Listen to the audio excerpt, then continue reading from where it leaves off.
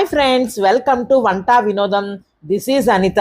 భీమవరం గ్రామ దేవత అయినటువంటి మావుళ్ళమ్మ తల్లికి ప్రప్రథమంగా ఆమెకు జరిగే కార్యక్రమాల్లో మునుపెన్నడూ లేని విధంగా 9 లక్షల గాజులతో అలంకరింపచేసిన వైనం, దాని వివరాలు, అలాగే మా ఇంట్లో జరిగిన వరలక్ష్మి వ్రతం పూజ డెకరేషన్ ఆ వివరాలన్నీ ఈ వీడియోలో. మావుళ్ళమ్మ తల్లిని 9 లక్షల గాజులతో అలంకరించిన వైనం అంతా వివరంగా చూపిస్తానండి. దూరంగా ఉండేవాళ్ళు కూడా చూస్తారనే ఉద్దేశంతో ఈ వీడియో చేస్తున్నాను. స్కిప్ చేయకుండా చివరి వరకు చూడండి. ఇప్పుడు ఇక్కడ మీరు చూస్తున్నదైతే మా ఇంటికి మెయిన్ ఎంట్రన్స్ గేట్ అండి. ఇది గేట్కి 2 వైపులా ఇలా కొబ్బరాకులతోటి స్వాగతం పలుకుతున్నట్టుగా పెట్టానండి, పైన మామిడాకులు కట్టి. ఇంకా ఆ గేట్ తీసుకుని లోపలికి ఎంటర్ అవడంతో లెఫ్ట్ సైడ్ అంతా ఈ విధంగా పెట్టానండి. మా సింహద్వారానికి ఎదురుగుండా ప్లేస్ అంతా ఇది. అంటే మా మెయిన్ డోర్ ఓపెన్ చేయగానే మాకు ఎదురుగుండా ఈ విధంగా కనిపించేటట్లు పెట్టుకున్నానండి. అమ్మవారిని స్వాగతిస్తున్నట్లుగా ఉండడం కోసం ఈ విధంగా డెకరేట్ చేసి పెట్టుకున్నాను. ఈ డెకరేషన్ అంతా పండగ రేపనగా ముందు రోజే చేసేస్తాం కదండి. ఈ డెకరేషన్ చేసిన తర్వాత నెక్స్ట్ డే మార్నింగ్ డోర్ తీయగానే అమ్మవారు ఈ విధంగా దర్శనమిచ్చినట్లు అనిపించింది. ఇంక సింహద్వారం ఓపెన్ చేసుకుని లోపలికి ఎంటర్ అవడంతో లెఫ్ట్ సైడ్ అంతా ఈ విధంగా డెకరేట్ చేసి పెట్టాను.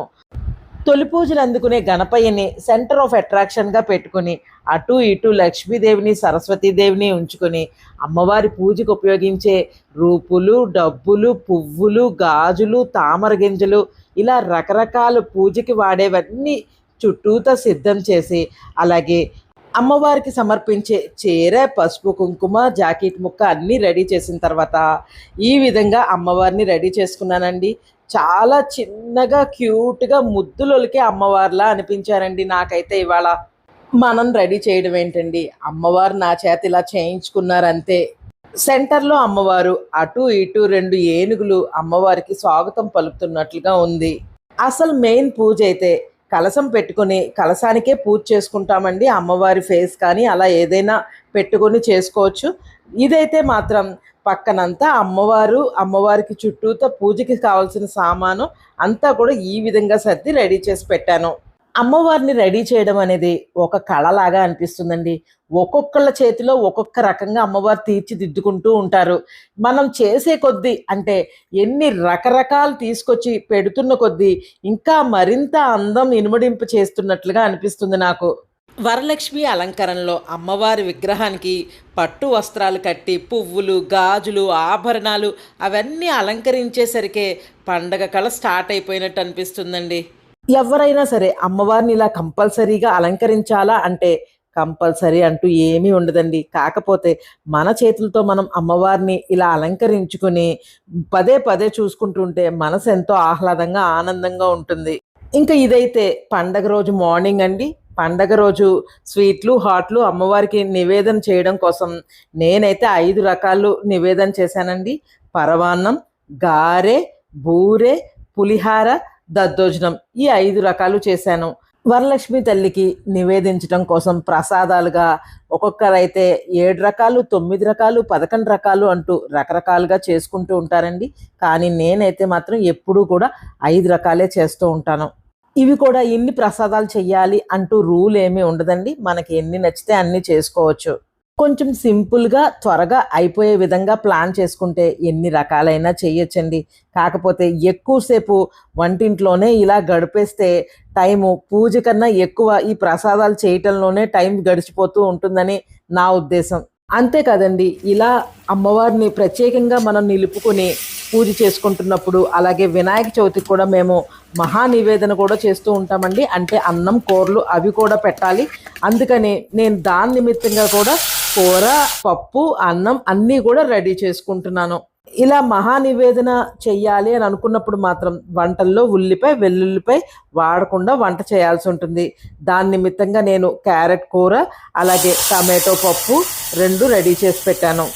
ఆ రోజు మనం ఏదైతే తింటామో అదే అమ్మవారికి సమర్పించాలి అని మా పెద్దలు చెప్తూ ఉంటారండి. అలాగే సమర్పించిన తర్వాత, మహానైవేద్యం పెట్టిన తర్వాత ఆ ఆకును కూడా వేరే ఎవ్వరికీ ఇవ్వరాదండి. ఇంట్లో వాళ్ళం మనం కంపల్సరీగా అది మనమే భుజించాలి. ఇదిగోండి, ఇంకా పూజలో నైవేద్యం కోసం మరొక 2 ఐటమ్స్, ఇదిగో చలివిడి, అలాగే వడపప్పు అవి కూడా రెడీ చేసుకున్నాను. ఇదిగోండి ఫైనల్‌గా నేను పూజ కోసం రెడీ చేసుకున్న ప్రసాదాలన్నీ చూపిస్తున్నాను చూడండి. చలివిడి, వడపప్పు, పరమాన్నం, బూరె, దద్దోజనం, గారె, పులిహోర. ఈ విధంగా నేను ప్లేట్స్‌లో అన్నీ రెడీ చేసుకొని, ఇంకా పూజకి కూర్చోడానికి రెడీ అయిపోతున్నాను. ఇదిగోనండి ఇదే మా పూజా మందిరం. పూజా మందిరం హాల్లోనే ఉంటుందండి. పూజా మందిరంకి ఎదురుగుండా ఇలా ప్రత్యేకంగా అమ్మవారిని కలశ రూపంలో ఏర్పాటు చేసుకొని పూజ కలశానికే పూజ చేసుకుంటామండి. ఈ పూజ విధానం అంతా కూడా మనకి వరలక్ష్మి వ్రతకల్పం అనే పుస్తకం ఉంటుంది కదండి, ఆ పుస్తకం ప్రకారమే నేను కూడా ఫాలో అయిపోతాను. మన గోత్రనామాలు తెలియచేసుకోవడం, అమ్మవారిని ఆవాహనం చేసుకోవడం, అలాగే తోరానికి పూజ చేసుకోవడం, కథ చదువుకోవడం అన్నీ యాజ్ ఇట్ ఈస్‌గా ఫాలో అవుతూ ఇవన్నీ అయిన తర్వాత అమ్మవారి మీద పద్యాలు, పాటలు నాకు తోచినవన్నీ నేను పాడుకుంటూ ఉంటానండి. సూత పౌరాణికుడు సౌనకుడు మొదలగు మహాపురుషులను చూచి ఇట్లని, మునివర్యులారా, స్త్రీలకు సర్వ సౌభాగ్యములు కలుగునట్టి ఒక వ్రతరాజంబును పరమేశ్వరుడు పార్వతీదేవికి చెప్పే దానిని చెప్పెద వినుడు. కైలాస పర్వతమున వజ్ర వైడూర్యాది మణిమయ ఖచ్చితంబగు సింహాసనమునందు పరమేశ్వరుడు లక్ష్మీం క్షీర సముద్ర రాజతనయాం శ్రీరంగధామేశ్వరీం దాసీభూత సమస్త దేవవనితాం లోకైక దీపాంకురాం శ్రీమన్మంద కటాక్ష లబ్ధ విభవద్ బ్రహ్మేంద్ర గంగాధరాం త్వాం త్రైలోక్య కుటుంబినీం సరసిజాం వందే ముకుంద ప్రియాం. హే మహాలక్ష్మీ జగన్మాత మధుసూదన ప్రియ మనమోహిని ఆదిలక్ష్మి ధనధాన్యలక్ష్మి ఆదిలక్ష్మి धनधान्यलक्ष्मी संतानलक्ष्मी सौभाग्यलक्ष्मी वीरलक्ष्मी धैर्यलक्ष्मी श्री साई लक्ष्मी पाहि मां श्री साई लक्ष्मी पाहि मां. चंचला सुमंगला वसुंधरा वसुप्रिया रंजनी निरंजनी निरामयी भार्गवी अमल कमल विमले हरिवल्लभे शुभे चंद्रहास सिंधुवदन शीतलां नमाम्यहं चंद्रहास सिंधुवदन शीतलां नमाम्यहं. हे महालक्ष्मी जगन्माता మధుసూదన ప్రియ మనమోహిని. ఫైనల్గా కొబ్బరికాయ కొట్టి ఆ కొబ్బరికాయ పళ్ళు అలాగే మనం రెడీ చేసుకున్న ప్రసాదాలు వీటన్నిటినీ కూడా అమ్మవారికి చూపిస్తూ నివేదన చేశానండి. అలాగే మహా నైవేద్యంగా ఏర్పాటు చేసిన అన్నం, కూర, పప్పు అవి కూడా చూపించి నివేదించుకున్నాను. ప్రసాదాలన్నీ నివేదించడం అయిపోయిన తర్వాత కర్పూర నీరాజనంతో అమ్మవారికి హారతి సమర్పించుకున్నాను. పుణ్యశ్లోకాయ మంగళం మంగళం గురుదేవాయ మంగళం జ్ఞానదాయనే మంగళం భక్తివాసాయ మంగళం సత్యసాయనే శ్రీకాంతాయ కళ్యాణిదే నిదేర్ధినాం శ్రీ వెంకట నివాసాయ శ్రీనివాసాయ మంగళం. హరి ఓం. పూజ ప్రసాదాలు నివేదించటం హారతి అన్నీ పూర్తయిన తర్వాత చివరిగా మంత్రపుష్పం చెప్పుకున్న తర్వాత ప్రదక్షిణాలతో నా పూజను ముగించుకున్నాను. యాని కాని చ పాపాని జన్మాంతకృతాని చ తాని తాని ప్రదక్షిణంతి ప్రదక్షిణ పదే పదే పాపోహం పాపకర్మాణం పాపాత్మ పాప సంభవ త్రాహిమాం కృపయా దేవ శరణాగత వత్సల అన్యదా శరణం నాస్తి త్వమేవ శరణమవ తస్మాత్ కారుణ్య భావేన రక్ష రక్ష జనార్దన. హరి ఓం. ఆత్మ ప్రదక్షిణ నమస్కారం సమర్పయామి. ఇదిగోండి ఇలా నాకు వచ్చిన విధంగా నాకు తోచిన విధంగా అమ్మవారికి పూజ చేసుకున్న తర్వాత ఫైనల్గా పూజ అయిన తర్వాత మీకు ఇక్కడ చూపిస్తున్నానండి. ఇక్కడ ఏర్పాటు చేసుకున్న కలశం మీద అమ్మవారిని అలంకరించిన ఈ పట్టు వస్త్రంలో కూడా అమ్మవారు చక్కగా మెరిసిపోతూ అందంగా కనిపిస్తున్నారనిపించిందండి నాకు.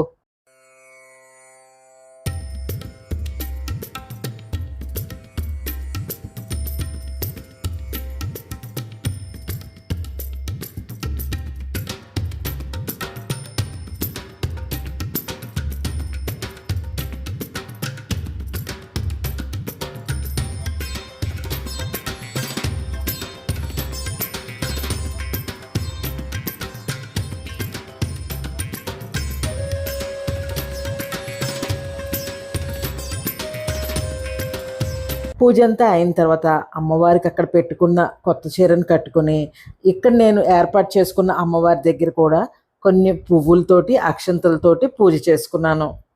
రూపుకి పసుపు తాడు కట్టి పూజలో పెట్టి పూజ చేసుకున్న తర్వాత అది వేసుకునే అలవాటు ఉందండి నాకు. అలాగే పూజ అయిపోయిన తర్వాత ఈ రూపుని తీసుకుని నా మెడలో వేసుకుని ఆ రోజు ఉంచుకొని నెక్స్ట్ డే తీసేస్తూ ఉంటాము. మొత్తం నా పూజ అంతా పూర్తయ్యేసరికి అపార్ట్మెంట్లో మా ఫ్రెండ్స్ ఉంటారండి, వాళ్ళకి తాంబూలం ఇచ్చి నా పూజను పూర్తి చేసుకున్నాను.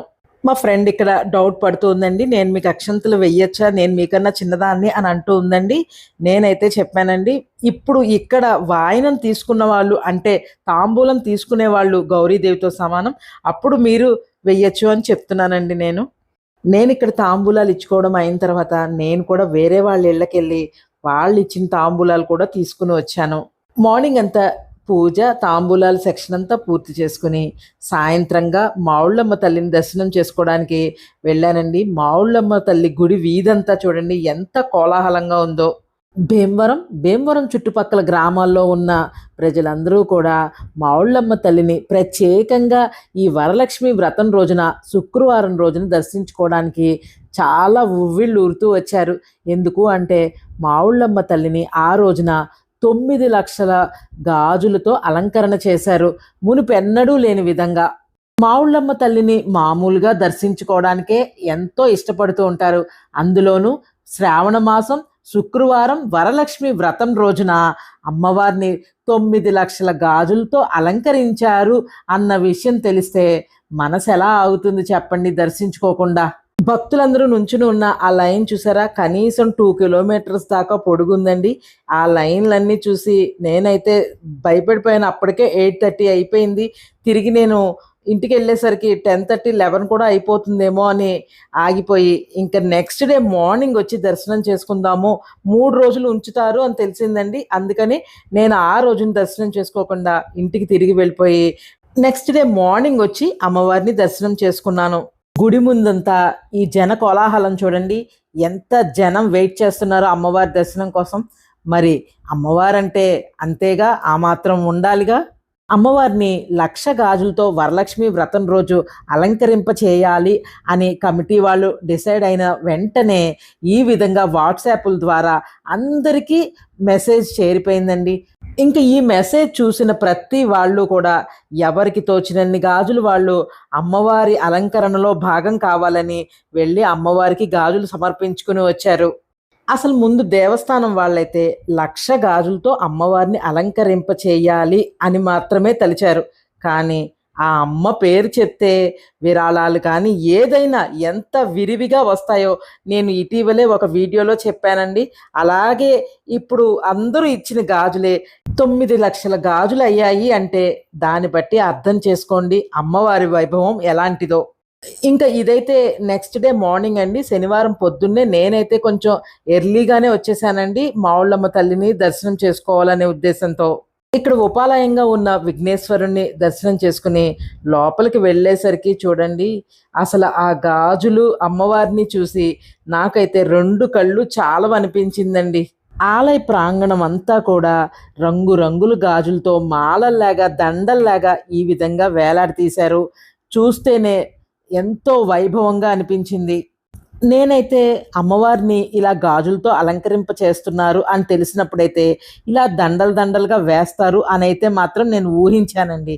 కానీ ఇక్కడ చూడండి, లెఫ్ట్ సైడ్ గోడకి చూడండి, ఎలా దండలు కాదండి, ఇక్కడ ఏకంగా గాజుల తోరాలు అంటుంటారు, లేదా మలారాలు అని కూడా అంటూ ఉంటారు. ఇలా ఏకంగా గాజులు మలారాలే తగిలించేశారండి. అమ్మ తలుచుకుంటే అమ్మ పేరు అంటే మాటలా చెప్పండి. ఆవిడకి 1,00,000 గాజులతో డెకరేషన్ చెయ్యాలి అని వాళ్ళు అనుకుంటే అక్కడ 9 లక్షలు వచ్చి చేరితే ఇంకా ఎలా డెకరేషన్ చేస్తారు మీరే చెప్పండి. ఇక్కడ మావుళ్ళమ్మ తల్లికైతే మాత్రం చుట్టూత ఇంచు కూడా గ్యాప్ లేకుండా అమ్మవారిని గాజులతో ముంచెత్తారని చెప్పచ్చు. ఎక్సెప్ట్ ఆమె ఫేసు, అలాగే ఆమె ఆయుధాలు తప్ప వేరే ఏమీ కనబడట్లేదండి, గాజులు తప్ప.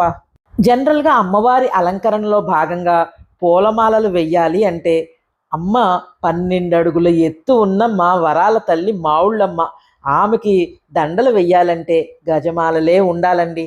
కానీ ఇక్కడ గజమాలలు కూడా గాజులతోనే గజమాలలుగా తీర్చిదిద్దిన వైనం నయనానందకరం కదండి. అలాగే ఫస్ట్ టైం అమ్మవారిని ఈ విధంగా గాజుల అలంకరణలో చూడటం కూడా మా 2 కళ్ళు చేసుకున్న అదృష్టమేనండి. భీమవరానికి దూరంగా ఉన్న భక్తులందరూ కూడా అమ్మవారిని ఈ విధంగా గాజుల అలంకరణలో చూసి తరిస్తారనే ఉద్దేశంతోనే నేను ఈ గాజుల అలంకరణనంతా మీ ముందుకు తీసుకువచ్చాను. అలాగే చాలామంది భక్తులు సేవగా భావించి అమ్మవారిని ఈ విధంగా గాజుల అలంకరణలో, అల్లికలలో పాలు పంచుకున్నారు. ఆలయ ప్రాంగణం అలాగే గర్భగుడిలో లక్షల గాజులు అలంకరించగా, ఇంకా మిగతా చాలా చాలా గాజులన్నీ ఇలా మధ్యలో అమ్మవారిని పెట్టి ఆమె ఎదురుగుండా ఒక టేబుల్ మీద పరిచిపెట్టారు. నేను అమ్మవారిని దర్శించుకుని బయటకు వచ్చిన తర్వాత అప్పుడే పెళ్ళైన కొత్త జంట పసుపు బట్టల మీద అమ్మవారి దర్శనం కోసం రావడం గమనించానండి. భీమవరం పరిసర ప్రాంతాల్లో ఎక్కడ పెళ్ళిళ్ళు జరిగినప్పటికీ పెళ్ళైన వెంటనే అంటే ఇలా పసుపు బట్టలతో ముందుగా వచ్చి మావుళ్ళమ్మ తల్లిని దర్శించుకున్న తర్వాతే మిగతా ఏ కార్యక్రమాలైనా అనేది భక్తుల విశ్వాసం. చాలాసార్లు అయితే పెళ్లి కార్యక్రమం అంతా 4 గంటలకో ఉదయం పూట పూర్తయిపోయింది అనుకోండి, అమ్మవారి దర్శనం కోసం బయట కారులో వెయిట్ చేసి అమ్మవారి గుడి తలుపులు తీసిన తర్వాత దర్శనం చేసుకున్న తర్వాత మాత్రమే వాళ్ళ ఊళ్ళకి బయలుదేరి వెళ్ళడాలు నేను చాలా మందినే గమనించానండి ఈ విధంగా. అలాగే మీరిప్పుడు ఇక్కడ చూస్తున్నదైతే పండగ రోజు అదే శ్రావణ శుక్రవారం రోజున ఎవరో భక్తులు 11 లక్షల రూపాయల ఖర్చుతో 108 బంగారు పూలను తయారు చేయించి మా ఎమ్మెల్యే రామాంజనేయులు గారు మరియు దేవస్థాన కమిటీ చైర్మన్ శ్రీ బొండా నాగభూషణం గారి చేతుల మీదుగా టెంపుల్ ఈవో గారికి ఇవ్వడం జరిగింది. నాకు తెలిసి అమ్మవారికి ఈ స్వర్ణ వస్త్ర నిధి అనే కమిటీ ఏర్పాటు చేసి సుమారుగా 15 ఏళ్ళు కావస్తుంది అనుకుంటున్నానండి, పర్ఫెక్ట్గా తెలీదు. అప్పటికైతే గ్రామ్ బంగారం ధర 1000 నుంచి 1500 లోపు ఉండి ఉండవచ్చు. ఇప్పుడైతే ఆ గ్రామ్ బంగారం ధర 10,000 వరకు పలుకుతోంది. 10 రెట్లు పెరిగింది. అయినా సరే అమ్మవారి స్వర్ణ వస్త్రాన్ని తయారు చేయించడం కోసం దాతలు విరివిగా ముందుకొస్తున్నారనే చెప్పాలి.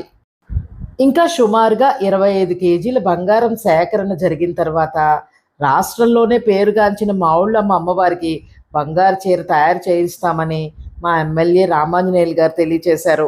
ఆ పుణ్యకార్యం కాస్త పూర్తయి 65 కేజీల బంగారం చీర అంటే సుమారుగా 70 కోట్లు విలువ చేసే బంగారు చీరని ఆ తల్లి ధరించిన తర్వాత ఈ చుట్టుపక్కల గ్రామాల్లో వాళ్ళు మాత్రమే కాదండి, దేశ విదేశాల నుంచి కూడా భక్తులు వచ్చి అమ్మని దర్శించుకుంటారని ఇక్కడ ప్రజలందరూ నమ్ముతున్నారు. మావుళ్ళమ్మ తల్లి అనుగ్రహం ఉంటే అన్నీ ఉన్నట్టే, అలాగే అమ్మ అభిమానం ఉంటే అన్నీ సాధ్యమే. అమ్మ అండదండలు ఉంటే బతుకు కూడా ధన్యమే. అమ్మ ఆశీస్సులు ఉంటే అన్నీ సాకారమే. అమ్మ ఆప్యాయత ఉంటే విజయం తథ్యమే. అమ్మ కటాక్షం ఉంటే సమస్తం సుభిక్షమే. అలాగే అతి తొందరలో మనమందరం కూడా మావుళ్ళమ్మ తల్లిని స్వర్ణ వస్త్రంలో చూసి తరించాలని ఆశిద్దాం. ఏది ఏమైనప్పటికీ ఆడవారి సౌభాగ్యానికి ప్రతీకమైన గాజులతో అమ్మవారిని అలంకరింప చేయడం, అది మాలాంటి వాళ్ళందరం వెళ్ళి దర్శించటం భీమవరం వాసిగా నేను చాలా అదృష్టంగా భావిస్తున్నాను. ఈ విధంగా శ్రావణ శుక్రవారం రోజు మా ఇంట్లో పూజ, నెక్స్ట్ డే అమ్మవారి దర్శనం చాలా హ్యాపీగా జరిగాయి.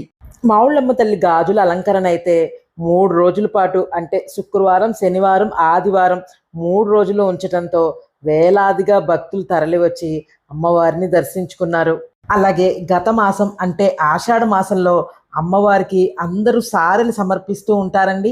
ఆ సారెలు కూడా మేము మా ఫ్రెండ్స్ ఎలా సమర్పించాము, అలాగే అమ్మవారి పూజలు వివరాలన్నీ లాస్ట్ మంత్ ఒక వీడియోగా పెట్టానండి. ఆ వీడియో లింక్ని ఇక్కడ కింద డిస్క్రిప్షన్లో ఇస్తున్నానండి. ఎవరైనా చూడకపోతే ఒకసారి చెక్ చేయండి. నా ఈ వీడియో కనుక మీకు నచ్చినట్లయితే ప్లీజ్ లైక్ చేయండి, షేర్ చేయండి, సబ్స్క్రైబ్ చేయండి, కామెంట్ చేయండి, వీడియోని హైప్ చేయండి. అలాగే నా వీడియోస్ని చాలామంది అంటే 90% ఆఫ్ ద పీపుల్ సబ్స్క్రైబ్ చేసుకోకుండానే చూస్తున్నారండి. ప్లీజ్ సబ్స్క్రైబ్ చేసుకోగలరు. జై మావుళ్ళమ్మ తల్లి, జై జై మావుళ్ళమ్మ తల్లి. మరొక మంచి వీడియోతో మీ ముందుంటాను. Thank you so much.